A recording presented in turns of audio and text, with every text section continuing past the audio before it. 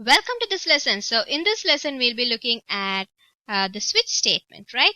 Uh, so it's another conditional statement, but it's a little bit different than your if statement and if else or else if statement. So what this does is it can take up multiple conditions just like that. It'll check for the condition first, but it can also accepts a variable as it is like this. Okay, it'll just accept a variable as well, but on the other hand, it'll also accept conditions. Okay, it'll also accept conditions, but it'll also accept variables as such. So that's how this works.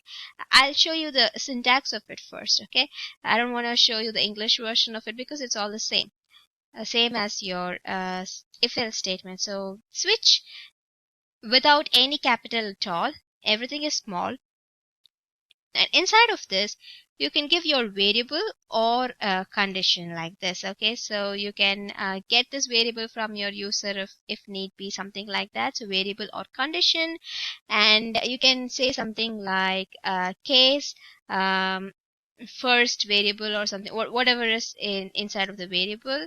You can give some statements like this.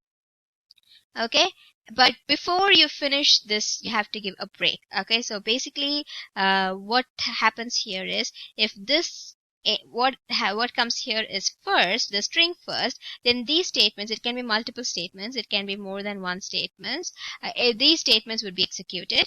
Okay, and after that, once it encounters the break statement, it'll just come out of this loop and it'll execute the next line of code like this. So but if it's not first, then there's another case in here, right? It'll give you another case. It can be any other case, and second as well. These spaces are not compulsory, okay? And then again, it'll execute a bunch of statements, and then after that, it'll encounter the break. But if it's not that as well, it can be another case. It can be third, and it'll do the same here, like this, and it'll keep going like that.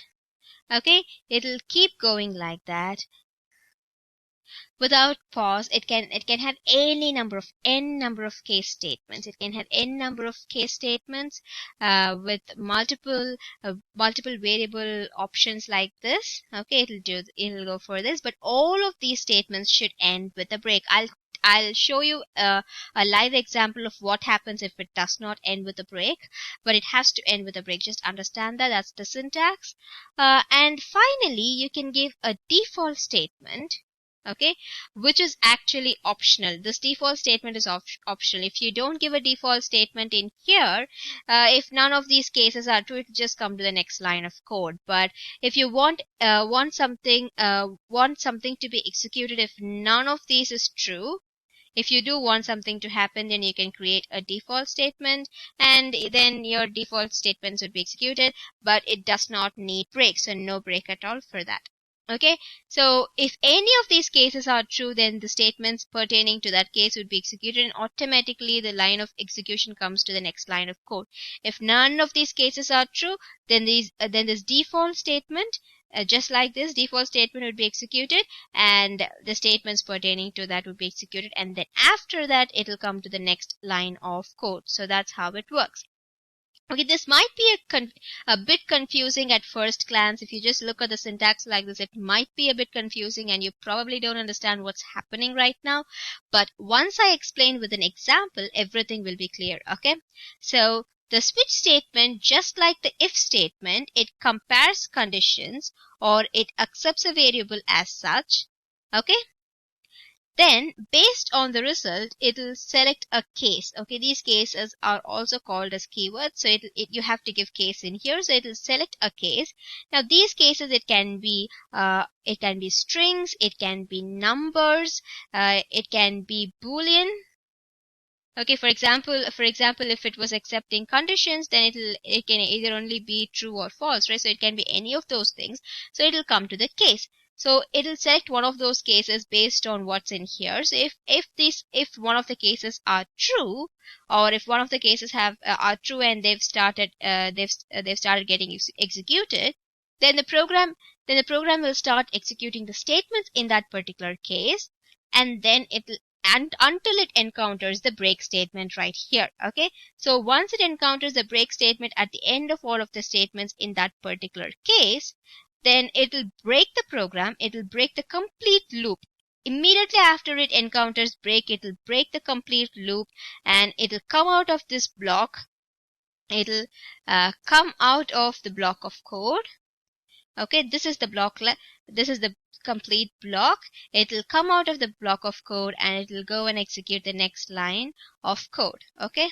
So if none of the cases matches, then it'll straight away come to the default case. Okay, so it'll come to the default and it'll execute the statements in that particular default block. Okay, so but the default case, it's completely optional. If you don't have the default, if you don't use it, and still none of the cases matches, then the program will just come out of the switch loop. It'll come out of the block of code, and it'll just execute the next line of code without doing anything at all. None of the statements in the switch statement would be executed if you don't if none of the cases matches, and if you don't have a default. So that's the only thing that will happen. So it's not a problem. Okay, so if giving default or not is completely dependent on you and the program that you're creating. Okay, but the break statement after each of the case, okay, the break statement after each of the case is mandatory. It's compulsory. You have to give this. It's compulsory. Okay, you have to give this, because otherwise what happens is, if you don't give this, if you don't give the break, then it'll execute the case that matches, and also all the other cases that come after it, even the default. So that's what will happen. Okay, so for example, let's say if you don't give the break statement in here, if there's no break statement in here, if this is what happens, and if this case is true, okay, if it comes to this case, so what will happen is it'll execute this statement, it'll execute this statement, it'll also come and execute the statement in case second, so it'll execute this statement as well, but then after it encounters the break here, it'll stop and it'll come to this line of code. But if there's no break in here as well, it'll continue on with the case with the statements in the, it'll finish all of the statements in the second, and it'll continue on with the statements in the third until it encounters the break, and after that it'll stop. So instead of just executing these lines of statement, it'll execute all of these lines of statement of all these three cases. Okay, so that's why you have to give a break. It's very, very important. Okay, so let me show you an example of how all of this works, so you understand what I'm trying to tell you better. Okay, so let's look at that. Let me just delete all of this now. Okay, I really hope you've taken notes of this. If not, it is going to be in your notes PDF, but still I really hope you've taken notes of this. Okay, so let num is equal to 5, like this. Okay, so I'll create a program. So what we're doing right now is I'm going to create, sorry about that, I'm going to create a program that displays certain message for each number sent to the switch. Okay, so based on the number sent, so it's going to look at the numbers. So based on the number sent, so each of the so case for the numbers, for each of the numbers. Okay, so it's not going to be true or false or any of that. So based on the number sent, we are going to display a certain message. So we're going to create a number called 5, and your switch statement is going to accept only num. It's not going to be any conditional statement. It's not going to be any condition or anything. It's not going to check for anything. It's just going to accept this num. So instead of that, you can give a prompt as well. You can give a prompt that says give a number between 1 and 5. I can give something like that, and that's it. Okay, so I'm going to create a switch statement, and I'm going to accept num inside of it, and inside of that I can give any number of cases, right? So case, and these spaces, okay, these spaces are just for design purposes, maybe just to make it look good.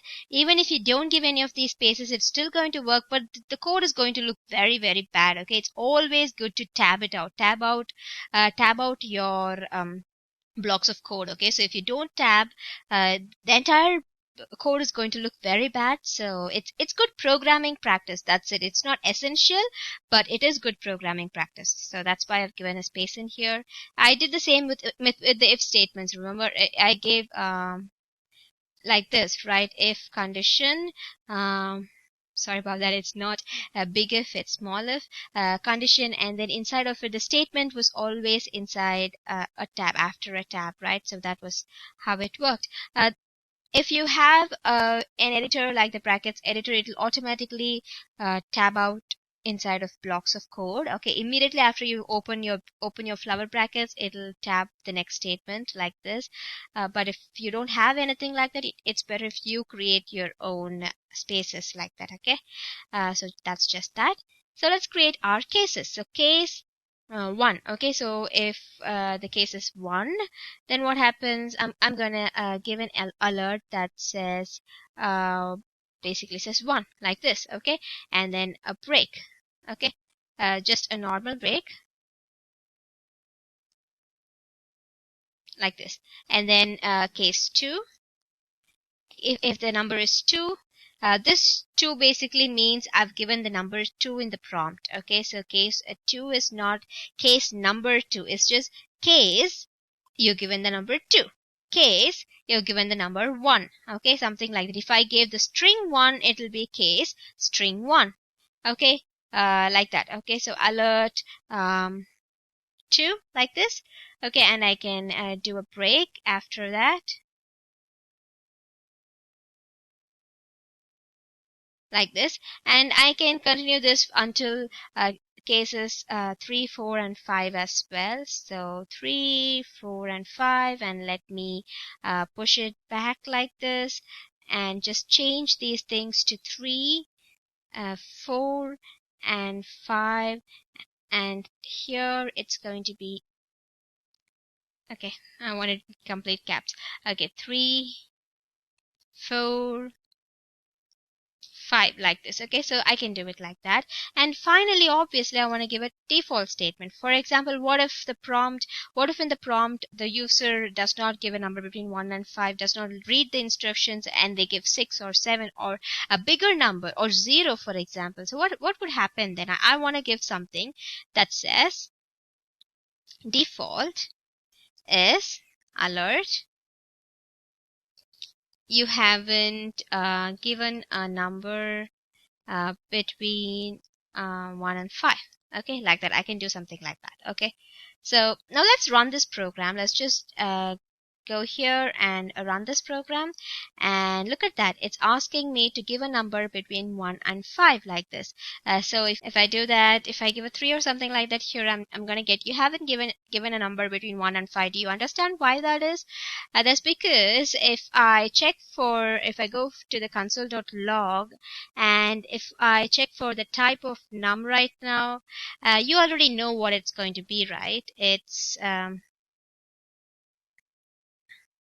going to be a string. Okay, and in here we gave numbers. On the other hand, if I gave something like this, because that's what I'm accepting, it's going to work. If I give 1 in here, now it's going to work because I compared it with a string. Or I can do it like this, or I can just convert num into a number like this. Okay, convert this into a number. So now the type of would be number.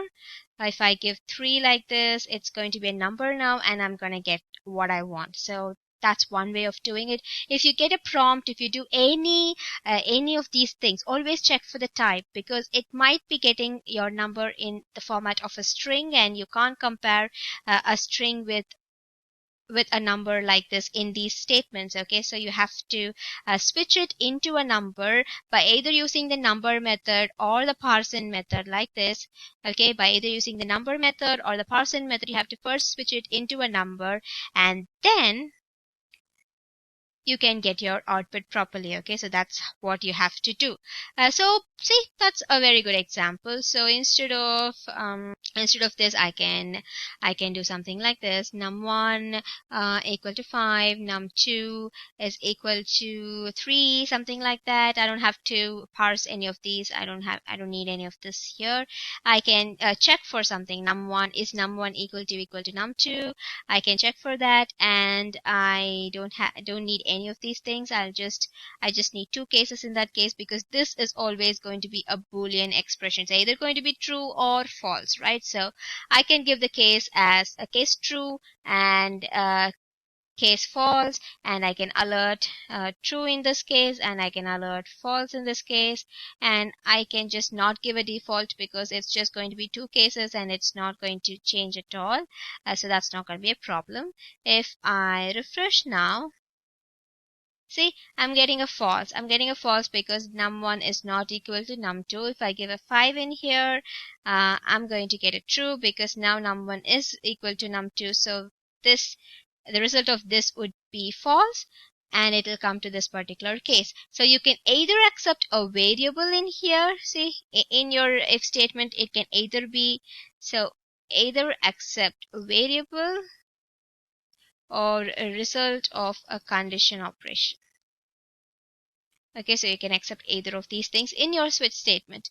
So that's it for this particular lesson. We've completely looked at the switch statement. So on the other hand, I can just show you one example. I can show you what happens if you don't give your break like this, and it's still true, right? So what happens after? See? There you go.